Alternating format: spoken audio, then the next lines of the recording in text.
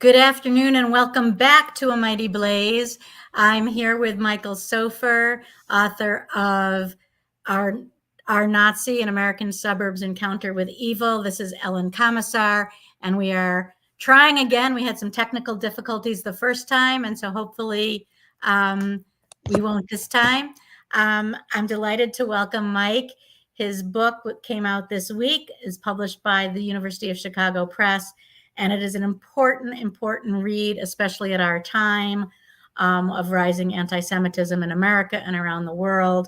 It tells in very well-researched prose and in beautiful writing the story of what happened in Oak Park, Illinois, when it was discovered that a longtime school custodian had in fact been a Nazi guard, and how that discovery affects the community, how it affects this man and his family in particular, and what the lessons are and what the takeaways are for us reading the story in 2024.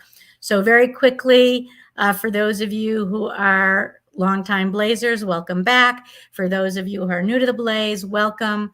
We are a group of 30 creative professionals who came together in the age of COVID, and we have no plans of going away now that we are well beyond the pandemic parts of the health crisis. Our goal is to bring authors to readers and readers to authors, and we will continue to do that. You can find us all over social media, Facebook, TikTok, Instagram. Who am I living off? Oh, Twitter, my favorite place. We have a website, amightyblaze.com. If you go there, you can sign up for our newsletter, and we'll hear all about our great shows. We have many, and you won't want to miss them. You can find our website is amightyblaze.com. So welcome, Mike. I'm delighted to have you here today. Thank you. Thank you very much. So as I said, Mike's book has received a lot of early praise from historians and authors.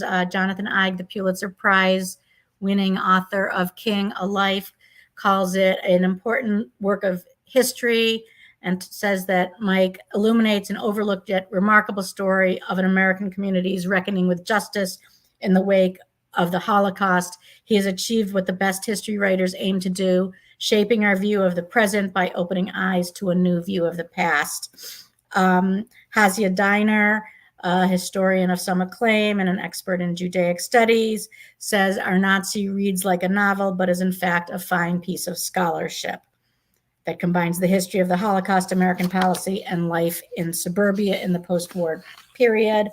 And the book raises moral questions about justice, forgiveness, and Holocaust memory, according to Daniel Green, a history professor at Northwestern University, my alma mater. Mike is joining us from Lake Forest High School, where he is a history teacher. Prior to that, he taught at Oak Park and River Forest High School, which he also attended. As a teacher, he created a Holocaust studies class, and the class is actually one that the custodian in question, Reinhold Kula, used to clean. And so there's a lot of interesting meat to this book, a lot of great research. And Mike, who has written for publications such as The Forward, Chicago Jewish History, and The Times of Israel, is going to share a lot about this book, how it came to be, and why I am not alone in thinking that it's a very important read for our time. So welcome back, Mike. And I'm hoping we will collect all the viewers that stepped away because of our technical glitches. Yeah, thank you for having me and for having me twice, as it were. I apologize for the technical difficulties. My in-laws very kindly allowed me to do this from their house, and so I apologize for my tech issues on my side. Yeah, the book really came out of my classroom teaching. I had been at Oak Park River Forest High School for a long time, and as the school, we had experienced a slew of anti-Semitic hate crimes, some in 2016 and 2017, and a spate in 2018. And in response, I created a Holocaust studies class, right? As teachers, we always say the best way to solve a problem is pedagogy and curriculum. And so we were all set to go. And we had decided that the class would start in the fall of 2020, which turned out to be a somewhat unique time to be a public school teacher. The class began over Zoom, and I wanted to make sure that my students had a powerful and authentic experience, even though we couldn't do all the same things that we would have done in the classroom, and we couldn't do as much in terms of the time that we had. I try to embed a lot of stories into the class, and I used as victims the stories. We would end every day with the story of kind of two Jewish families who had experienced the Holocaust. As we went on, every day we told a little bit of the story, and my students learned. It was actually my wife's grandparents. As a sort of counterbalance, we embedded the story of a Nazi camp guard named Reinhold Kula, who had been at the Gross Rosen camp, and after the war, been at the high school as a custodian. And my students became enthralled and just kind of passionately interested in this guy, not so much in what he did at the camps, but what happened when he was caught. And what does it mean to have been caught in their community? And so we started looking for people we could bring in as guest speakers. I started making phone calls. We were looking together in class at digitized versions of the local newspapers, pulling names of, these were names of people who supported the guy. These were names of people who opposed him. And at night, I would just cold call these people, from events that they had once written to a newspaper about 40 years earlier. And kind of very quickly, my wife said, okay, so you're writing a book. And a few months later, as is often, I kind of came to the conclusion that she had right away, that there was enough meat here that it was something worth exploring. So one of the things I loved about this book, and there were many, is that it's super carefully researched. It's certainly a book of scholarship. The index and citations are extensive. There's very few sentences, and certainly no paragraphs that go by without a footnote. And yet, at the same time, it is suspenseful. It is mysterious. We don't know what's happening, when's it happening, who's going to show up and tell us what. And it keeps you captivated because it's a story of great importance. So ultimately, the story develops that there's sort of these two main ideas. One is, what's the school board going to do now that they found out and discovered that they have a fairly popular custodian? He's been there a long time. He's served the community well. He's known as somebody who will stay late, make sure his staff is working carefully and check on them. He will come late to help set up events, volunteer to do different things. He's really well known. What will that school board do in light of the new information? And secondly, what will our government do in terms of its interest in not allowing former Nazis into the country? And clearly, this guy came in and had been living in the country for quite some time. Yeah. How do those two threads, they sort of run at the same time, but intersect each other and show a bit of the division that's going on? Yeah, I think that there's essentially two trials going on, right? One at the Dirksen Federal Building in downtown Chicago, and one in the school board room in Oak Park, the suburb just west of the city. And so there's these kind of two things happening at the same time, and they're wrestling with similar but different issues, right? The legal question was not, had Reinhold Kula been a Nazi? The legal question was, we knew he was a Nazi. Did he conceal that? Is that a material misrepresentation on his visa application from the 1950s? So that's an actually pretty simple question. The more complicated and complex question was the school board's question, which is, we're hearing that he did these horrible things 40 years ago. I will say this is at a time kind of before Holocaust education has really taken off, and understanding really what that meant was, maybe in the Jewish community they knew, but not everybody outside of the Jewish community really understood what did it mean to have been an SS guard at this camp. So there's that, but we also had 20 some odd years of evidence that he's a really good worker. And how do you wrestle with those kind of two things? And one of the things that comes forth and that I really wanted to explore in the book was that the history of Nazi hunting in this country, right, is not really this story of we go after bad guys and everybody supports it. It was fraught and controversial, and all over the country, in Oak Park and elsewhere, the efforts to bring Nazis to justice were not popular. And it was in particular not popular in Oak Park in Chicago. And can you describe a little bit about sort of how ethnic groups disperse in the city, and which is it's very unique, I think, among U.S. cities? Yeah, Chicago is a really kind of ethnically interesting place. Every neighborhood seems to have its own ethnic identity. And it's one of the reasons that so many Nazis flocked here was they followed immigrant patterns, right? And if you were coming from Lithuania, you wanted to be with other Lithuanians, and you wanted your kids to grow up with other Lithuanians and at church and at language schools. And so you have these pathways, these kind of ethnic pathways, because of the kind of hodgepodge of ethnic neighborhoods that are coming in. And had a lot of these Nazis come a few decades earlier, they would have met with a really different response in the city. But this is also the time as the Great Migration is happening, and the city is moving towards integration, and the racial integration challenges some of the neighborhoods that had historically been ethnically white, and they resist integration, and that tension blurs the kind of lines between different white ethnic groups, and so there becomes kind of a white-black dichotomy as opposed to Latvian, Lithuanian, Estonian, Polish, all of these other kind of paradigms of looking at things. And so that is all happening at the same time. And we actually see a rise of, there's a very kind of, becomes very infamous neo-Nazi group in Marquette Park, which is on the kind of borderline of the white ethnic neighborhood and Englewood, a black neighborhood. And these neo-Nazis will kind of enter in the fore. They try and rally in Skokie, this predominantly Jewish suburb.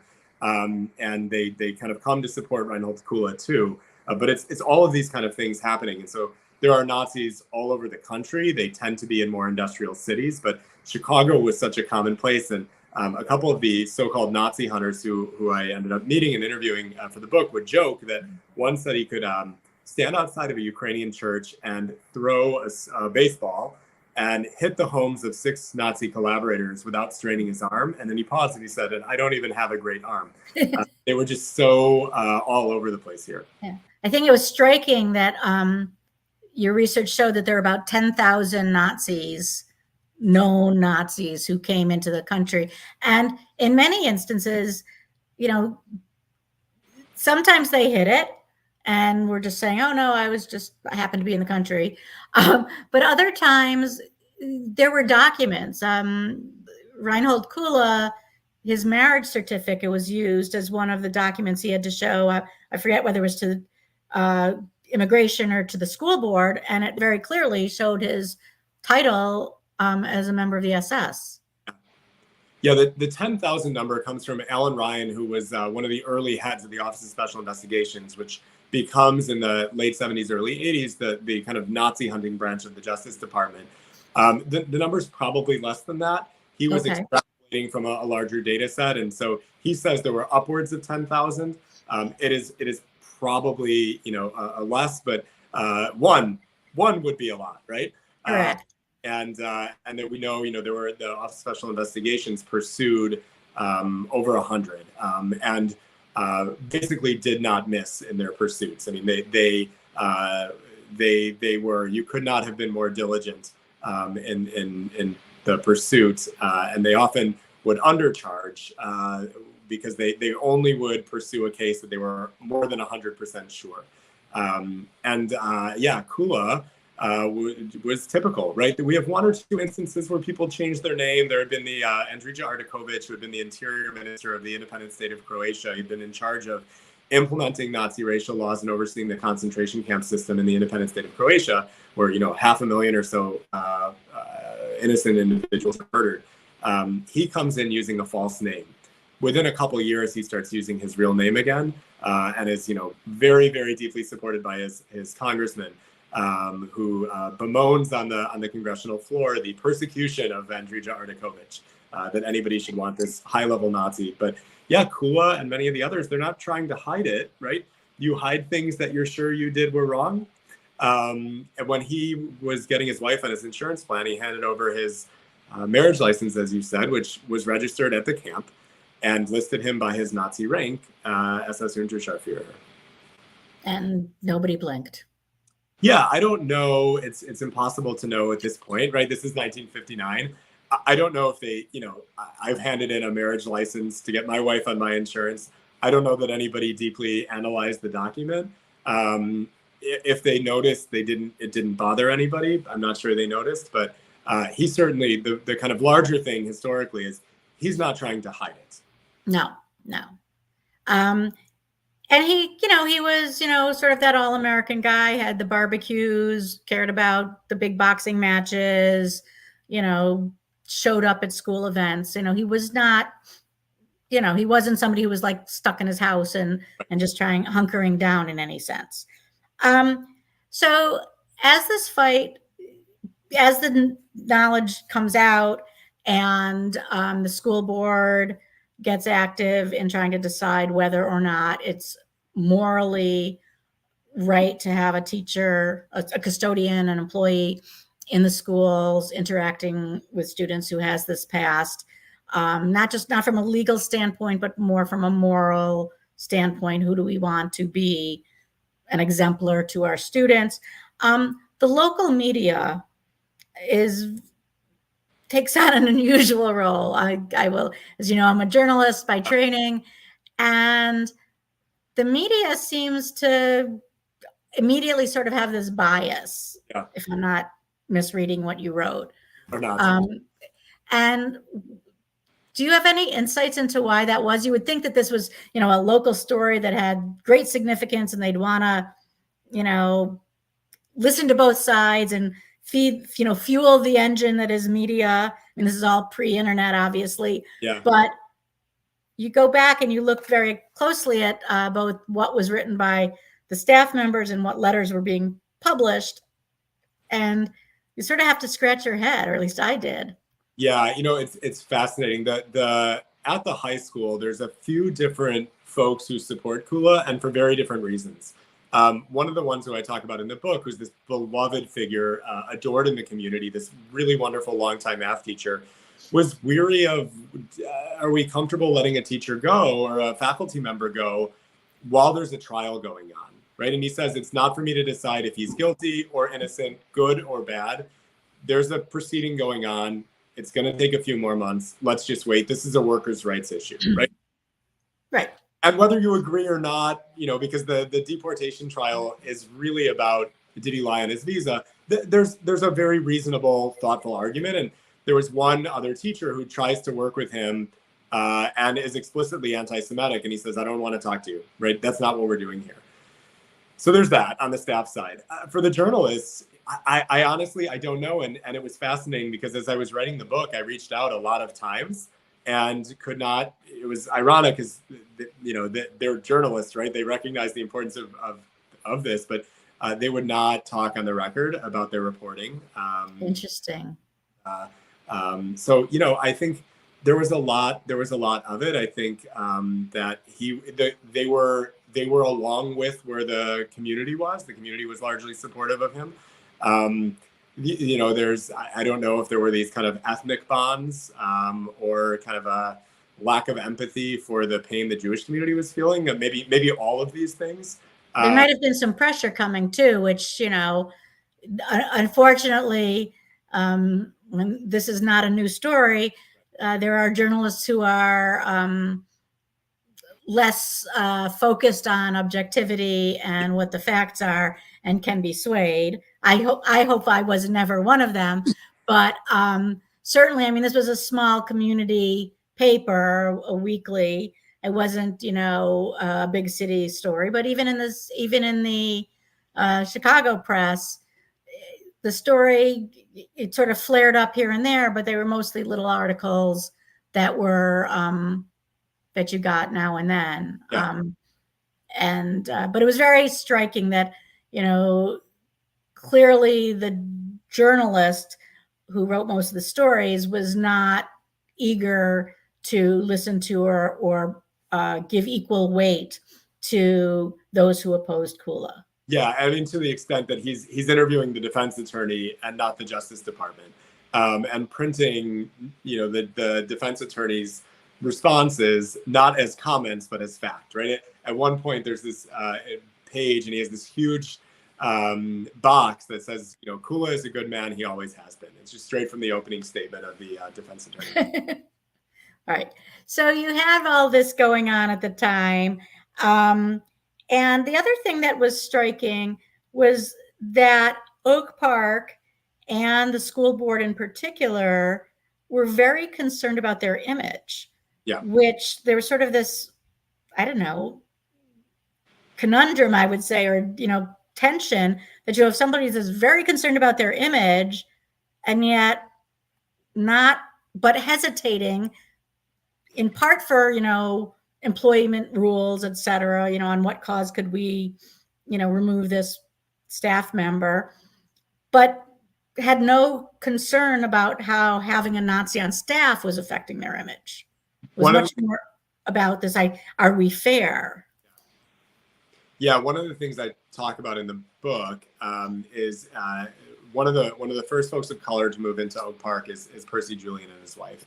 And they are, they have just been named Chicagoan of the Year, and you could not be a more desirable neighbor. I mean, they are just the most incredibly accomplished couple you could have. And before they could even move into their house, it's firebombed, and there's 2 cases of arson on Thanksgiving Day. And Oak Parkers, it ends up getting covered in Time magazine. I think the article is called like The New Neighbor or something like that. And Oak Parkers are horrified, not at the arson, but at the bad publicity that it generated. This is a town that has always had a very special sense of itself. From its early days, this is very religious, conservative community. It was known as Saints Rest. You knew you had gotten to Oak Park when the saloon stopped and the church steeple started. And it has always had this special sense of itself. And it really is a special and unique place. I mean, I grew up there. I worked there for 17 years. It's a special place. Frank Lloyd Wright and Ernest Hemingway. And right, we as Oak Parkers, like have all these stories. But the lived experiences, particularly of minoritized groups, weren't always living up to the reputation that Oak Park had culled for itself. That was true in the 1970s. It won this National Civic Award in 76, the All-American City, for its intentional efforts towards integration.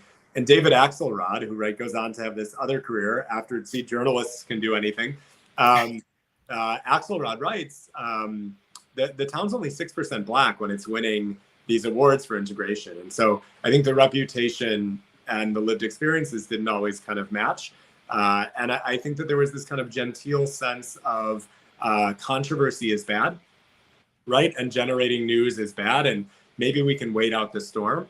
And because there's these 2 absolute giants, these 2 relentless heroines in Oak Park, Raylan Toporov and Rima Lunden-Schultz, this is not going to be a storm that they're going to be able to wait out. These 2 moms basically take it upon themselves. And they've been really involved in, they're both educators. They've been involved in efforts to keep Oak Park progressing and becoming integrated. But they basically say through, sheer force of moral suasion, we're going to make sure that this town lives up to its purported values. Right. So one of the issues becomes is that this, while focus is to a degree pulled by this question of, racial integration, you also then have what sort of not so subtly rears its ugly head of anti-Semitism, where all of a sudden the Jewish leadership is basically stirring up trouble by, casting aspersions on the school board and on Reinhold Kula in particular, and, forcing people to confront the Holocaust, which, happened 40 years ago. Why do we care? Versus the white Christian community, which, is sort of hands off, says, why is this something we have to care about? And why are you Jews? I mean, there's a lot of vitriolic language that starts coming out in this, quote, nice, civil, diverse community that cares about image. And to me, that's one of the reasons this book is so important now, is that it didn't take a whole lot for that hatred to be voiced. And I don't know what the religious composition of Oak Park was at the time, but I would have to imagine that, like the Black community, the Jewish community was a minority, though perhaps a cohesive one. Yeah, absolutely. I mean, I think there's a longer arc here, right? So in the 1930s, there's a lot of support for the Hitlerite regime in the United States. And, I think we have this false note. One of the things that drew me to Holocaust studies was I attended a conference that Danny Green, who's at the Holocaust Museum in Northwestern, had done. And he looked at the American press's reporting on the Holocaust, and he said, we have this nice notion that, well, we would have stopped it, we just didn't know. And he says, well, if you looked at a newspaper at any point from 1933 to 1945, you had a pretty good sense of what was going on. And Danny's research really kind of drove me to that. But there's a ton of support for the Nazis, and there's opposition. Big marches in Madison Square Garden, huge rallies. And the America First Father Coughlin. Yeah, the America First Committee had a big chapter in the Oak Park area. And in the kind of aftermath of the war, it was really hard for survivors to get into the United States, much harder for survivors than for Nazis. And that wasn't accidental. I mean, the congressmen are saying we could solve this displaced persons issue if it wasn't for all of these displaced persons who have, I think the line is, relatives in New York City. And another one just says it all together, like there's too many Jews. And, but they're letting Nazis in, and that carries through. And the efforts to, bring Nazis to justice are often met with this kind of anti-Semitism. Sometimes, though, I think that, what people are confronting isn't necessarily a conflict with the Jews in their midst, but with their own sense of self, right? If this guy's a monster, what does that reflect about me? And so if I'm then coming to his defense, maybe I'm really coming to my own, right? Trying to justify my decades of friendship with him. But then there was a language to use. And so in a lot of these Nazi cases, there was this language to use that often was imbued with anti-Semitic tropes of, forgiveness is this moral Christian thing, you vengeful Jews, things like that, which I even heard when I was interviewing people. I mean, a woman said to me in an interview, the real problem was you Jews and your self-righteousness.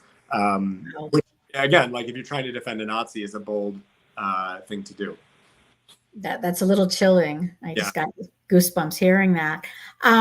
So the stories were out there, the news was there. Your students got you interested. Talk about all the research you did and how long it took and how you managed it all. I mean, a first-time author of a historical book, couldn't have been what you had in mind. For those just joining us, we're talking about our Nazi and American suburbs encounter with evil, which is just a tremendous story that's so relevant for us now. Thank you. I started local, and so I looked at every, one of the local newspaper articles, and I started building a timeline of, everything that was happening week by week, and it was a major point of time, conversation in town. And then I went regional and looked at all the Chicago area and national, and then I was able to get all the school board meeting notes. I had to FOIA to make sure to actually uncover, because 40 years later, the school board meeting notes from executive session were still, so I built that. That's Freedom of Information Act for those yes. not familiar with that term. Yeah, so I had done that, and I knew that I had done a lot of the secondary reading, things that have been written about Nazi hunting, that too. So I had to get into the OSI part, the Justice Department's investigation of him, because the easy part was kind of the community discourse. And because I was a teacher and grew up in the town, it was easy to have access to the folks who had experienced this and lived through it. I just cold called people and, said, I'm trying to understand the community discourse. I didn't say, why did you support this horrible Nazi or anything like that. And it was hard sometimes to get coolest supporters to be willing to talk. And so I did some research trips. I went to the Holocaust Museum in Richmond, Virginia, and Tim Hensley, the archivist there, was wonderful, helping me access Charlie Sidner's papers. He had been the expert witness in the case, and so he had all the investigation notes. I did the Holocaust Museum in D.C., in Maryland, their archives, and the National Archives in Maryland. I did a research trip to those too. And I think I'm a teacher, right? And so we construct stories all the time. And as teachers, we have this, we call it backwards design, but you're always thinking, what do I want kids to know at the end? And then how do we get there? And that was kind of every time that I was sitting down to outline or to write, what do people need to know? And what's the kind of most effective way to get them there? And so I kind of structured the book as if, what if this is a 270-page lesson plan, right? And how do I construct the story in a way that will work for the reader of it? Well, you certainly see both the academic approach, but also the high school teacher approach that says, I've got to keep these kids engaged, not just on day one, but lesson by lesson. And as a reader and the daughter of a high school teacher, I highly appreciate this book, because you really keep us going. You don't know, as this book starts, what the outcome is, and we're not going to discuss it now, but you're taking us along on that journey, sort of step by step, both of the legal issues, the school board issues, and all of the emotional human dynamic of how this is unfolding. And it's a really, it's an important book for that reason, but it's also it's a compelling read. I've had a couple memoirists on the show. I've had my focus primarily is on fiction. And when I first saw this book, I was drawn to it by the cover initially, but then once I started reading, the narrative, the storyline. You have heroes, you have protagonists, is this guy a good guy, a bad guy, as well as just the sheer drama of what is this community going to do ultimately, and what is our government going to do. We're not going to give away any of the spoilers, but I think readers will be drawn to the end. So let's just talk about two more things as long as we have time. Yeah. One is, I'd like to know, what was like the most shocking thing you learned while researching this book? It may have been, I'll let you speak to that. No, I can. I mean, it's really interesting how passionate people were 40 years later, right? That was what really drew me to the story. I thought maybe people won't remember, it won't be such a big deal, but one of the board members, the first thing she said when I talked to her, a school board member at the time, said it felt like a battle zone. And people were crying on the phone 40 years later. That really I hadn't anticipated. So some of these people you interviewed were probably later 60s, early 70s now, and 80, this was a significant part of their adult life. Did you also talk to people who were students at the time? And the students in many ways were supportive of this man, which is certainly makes the case for Holocaust education. And we are, as you said, seeing an increase of that. Even our current vice presidential candidate taught, as a history teacher in high school, taught Holocaust ed. But that's not the only reason this book is relevant to readers today. I think you can't, if anyone who's reading a newspaper today or following news has to be aware of the rise in anti-Semitism, not just in the past year since October 7th, though it certainly has been more pronounced, but certainly in the last 5-6 years, all of the Jewish organizations who study these things, the Anti-Defamation League among them, if you look at their numbers, there has been this uptick. And to some degree, it links to the resurgence of this idea of America first, but also, as we saw in Charlottesville and in other communities,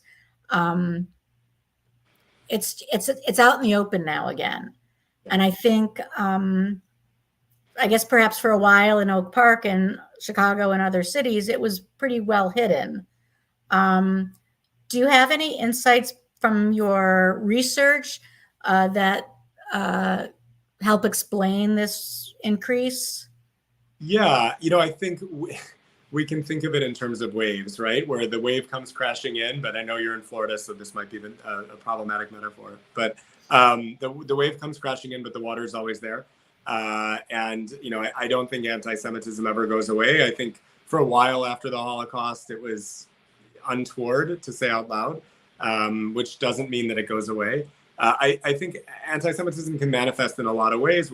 We saw here in this book, in this history, and maybe again now, is a lack of empathy for Jewish pain. And Simon Wiesenthal talks about this, that Jewish pain alone will never be enough. It's why he always talked about the so-called 5 million non-Jews who were killed in the Holocaust, which historians think maybe wasn't actually a number. He is maybe kind of using that as a number to try and say this is really big for Gentiles too. But a lack of empathy for Jewish pain, I think, is this through line of how anti-Semitism maybe operates. I mean, we see it. I think there's short bursts of empathy as well. Something horrific happens to the Tree of Life Synagogue in Pittsburgh. Everybody's up in arms. There are rallies, there's support, there are phone calls. October 7th happens. Yep. And there's, for a short period, the same kind of outreach. And in my experience, and I think in yours, for the Jewish community, we're sort of always aware, much more so than others might be, of the anti-Semitic tropes that happen, as I say, on the regular. So one of our viewers asks, so will we ever learn? Which is sort of a big question to pose to you, but I will. Will we ever learn, or what will it take for us to learn as a society that, I mean, we still have Holocaust deniers. Yeah. Often in prominent positions at universities, often with access to the media, more so now than in the past. How do we as a people deal with that, confront it? And when I say as a people, I mean as Americans, as readers, as educated people. Yeah. And will we learn? What? I think so. I mean, I hope so, right? I'm a history teacher and taught Holocaust studies, and the idea there is obviously there's an optimism, and I hope so. I think anybody who writes of history, we like to stay in the past instead of predicting, but I hope so. I really hope so. Well, I certainly agree with that. The book, again, is Our Nazi and American Suburbs Encounter with Evil. It tells the story of a school custodian who turns out was a Nazi officer at a camp and very proud of his service, and but manages to make a life in the U.S. and ultimately is uncovered, and the story that unfolds. It's a beautiful book. I am not by nature drawn to nonfiction or history. I hate to tell you, my least favorite subject. However, I cannot endorse this book highly enough. It's an important read for our young people. And I think it's also an important read for adults who may have, lived through these periods and not really grasped what it is for communities to wrestle with the kinds of issues that the people in Oak Park ultimately wrestled with. So I want to thank Mike Soffer for his wonderful book.